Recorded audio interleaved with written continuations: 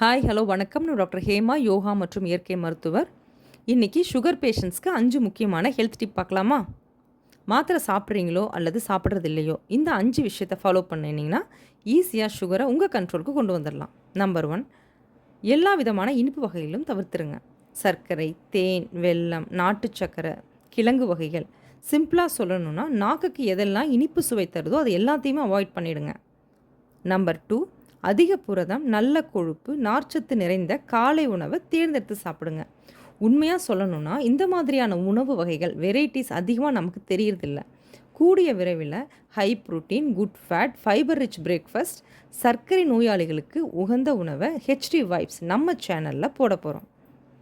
Number 3, ஒரு நாளைக்கு குறைஞ்சது 3லேருந்து 3 லிட்டர் தண்ணி குடிங்க. இது ரொம்ப அவசியம். நம்பர் 4, இரவு உணவு சீக்கிரமாக சாப்பிடணும்.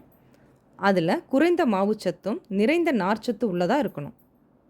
நம்பர் 5, டெய்லி குறைஞ்சது 45 நிமிஷம் உடற்பயிற்சி ரொம்ப அவசியம். அதில் வாக்கிங்காக இருக்கலாம், ஜாகிங்காக இருக்கலாம், யோகா, வெயிட் ட்ரைனிங், இதில் எது உங்களுக்கு பிடிக்குதோ அதை செய்யுங்க. முக்கியமாக சாப்பிட்ட உடனே படுத்து தூங்கக்கூடாது. அப்படியே உட்காந்த இடத்துலையும் இருக்கக்கூடாது. குறைஞ்சது 100லேருந்து 200 மீட்டர் நடங்க. அப்படி இல்லைன்னா உட்காந்த இடத்துலேருந்தே சோலியஸ் ஸ்ட்ரெச், காஃப் ஸ்ட்ரெச் எக்ஸசைஸை பண்ணுங்கள். இதை நீங்கள் ரெகுலராக ஃபாலோ பண்ணிட்டு வந்தீங்கன்னா சுகர் ஈஸியாக உங்கள் கண்ட்ரோலுக்கு வந்துடும்.